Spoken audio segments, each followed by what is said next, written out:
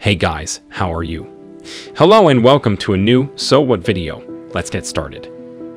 If you are like the majority of individuals, there is a disconnect between who you are and who you desire to be. There are minor things you think you should do and huge things you think you should accomplish, like exercising frequently, eating a healthy diet, learning a new language, working on your novel, reading more, or just genuinely engaging in your passion rather than perusing Reddit. But there are moments when it seems like you need to change who you are in order to succeed. Someone who is reliable, makes a greater effort, is disciplined, and is strong-willed. Maybe you gave it your best shot, and it worked for a time, but in the end you found yourself reverting to your old habits.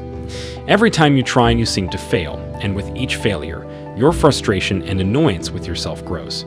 If you value hard work and achievement, you are solely to blame. If you don't succeed, it's all your fault since you didn't want it bad enough. But like with most things in life, understanding why something is difficult to change makes it easier. It's a jungle. Think of your brain as a thriving, complex jungle. Making a decision while navigating it is similar to navigating a real jungle. It demands energy and is challenging. Your brain developed a technique because it detests using energy. As soon as you start doing something, all of your actions and behaviors leave trails in the jungle of your brain. You stomp some vegetation and create shaky, impromptu paths across the vegetation. Over time, the trail gets more prominent the more frequently you conduct the action. You use it more frequently since it becomes a road that is simpler to trade, and as you keep doing it, it develops into a street. After years of repeating the same action, the street transforms into a highway, and traveling along it becomes simple, comfortable, and familiar. Your brain highways become more comfortable as they become more evident. As a result, we continue to employ them, which indicates that we frequently act in the same way. Change is difficult, especially as an adult, when your jungle is crisscrossed by numerous well-established roadways and roads. It's important to distinguish between routines and habits in order to comprehend how such roads are constructed. Your actions follow patterns and habits. A series of actions that you carry out consistently constitutes a routine, since they've been successful for you. For instance, you purchase the same components and prepare them in your preferred order for your favorite recipe. You set an alarm at 6:30 because you like the flavor of the outcome, or because it's time for bed.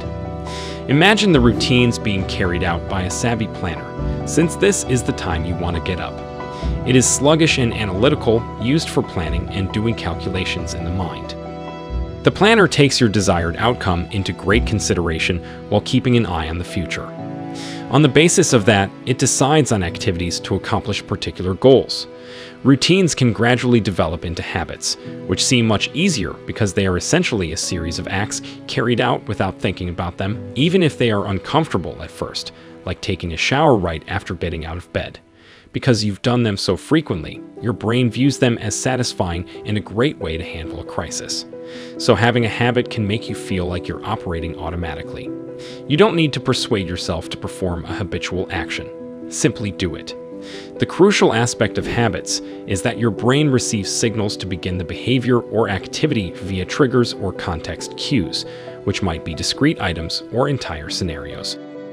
You already have a lot of triggers in your life, such as the nearly automatic unlocking of your phone when you see it, reaching for your seatbelt when you are in a moving vehicle, and purchasing a cookie along with your coffee before work even though you are not genuinely hungry. An impulsive toddler's habits are carried out in response to your present needs and the surroundings, without taking the toddler's long-term objectives into account. The future is a myth, and it despises laborious labor. Therefore, when it detects a trigger, it directs you to travel along this simple route inside your brain that leads to a known and satisfying outcome. The youngster wants the cookie if you get coffee because that's what you do every morning. The majority of your unhealthy habits also begin with this satisfying feeling. Reddit browsing can occasionally be moderately entertaining, and chocolate is delicious. That is why you keep doing these things. Even when an action is unhealthy for you, rewarding feelings make you want to repeat it, which leads to the development of a poor habit, while the toddler acts as a built-in sabotage system. It is just as significant as the wise panna, and they actually cooperate.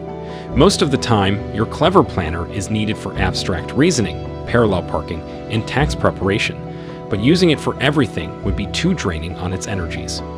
By delegating routine and boring chores to your toddler's habits, your brain can focus on more difficult cognitive skills while still managing your everyday life. At the same time, we may really employ these energy-saving systems to make it simpler if we wish to change and adopt a new behavior. Instead of large issues, we'll concentrate on minor ones. Aiming high and making no changes is far preferable to making small but significant changes. How to create a habit if you want to make change simpler, especially considering how much little changes may accomplish over the course of months and years. The ideal strategy might not be to use willpower to compel it, but rather to persuade your brain. By developing new routines, you can make them into habits and demonstrate that it's not that big of a concern. You want your wise planner to build the initial trail, and then you want to enlist the aid of your little child to start it. The movement is fluid. Let's say your goal is to become in shape, which is a very popular one. The first step is to clearly split this very ambiguous aim into several tasks. Because the goal is to make the action itself as low a threshold as possible, small enough to be feasible, and specialized enough to need little thought on your part. A concrete, controllable action might be performing 10 squats each morning. As a result, you might strive to establish a schedule while also incorporating obvious signals that the toddler can subsequently learn. Keep in mind that a trigger is simply a signal that you always identify with an action. They can be visual cues, such as seeing a specific item, like your workout gear, at a specific time of day, in a specific location, like a nearby park, or even better, by combining all of these cues. It's crucial that you always begin your action in a particular setting. The action will eventually be started automatically by this trigger, which serves as the start button. You may therefore be sure to constantly perform 10 squats with your gym attire on at the same location and time, such as in your living room at 8 a.m., in order to build a home workout habit. All you need to do after determining your trigger and action is repeat them frequently, ideally daily. They will transform from a routine to a habit, from a trail to a freeway if you keep going. Do not misunderstand this. The decision to perform the squats will feel less like a hassle and more like a routine part of your day. It will still take energy to perform the squats. This is simple, yet it's not simple. Many actions you wish to develop into habits don't provide the same level of immediate satisfaction as spending time on Reddit. Try to make your new behavior enjoyable, rather than just rewarding yourself, to make it simpler to repeat and more likely to be adopted by the toddler. By improving the experience of the action or behavior itself, such as by restricting yourself to only listening to your favorite podcast while exercising or working on your taxes while you wait for civilization to load the next round. You need to determine what, in general, functions for you. I'm done now. Like most things you can do to improve your life, it is annoyingly easy to accomplish. The amount of time it takes for your kid to take control and become a habit varies greatly. The behavior you're trying to get used to, your personality type, your degree of stress, and many other factors. It might take anything from 15 to 250 days until a new habit is automatically broken by its trigger. You won't be able to predict when you will begin. That's the simple part, especially in the first couple of weeks when you keep doing it. The challenging thing is each day, but it does get easier over time. Although there are no quick fixes for change, the study of habits serves as a reminder that it is attainable. Whether you are young or elderly, if you only manage to accomplish a few more nice deeds or novel things, it is still a success.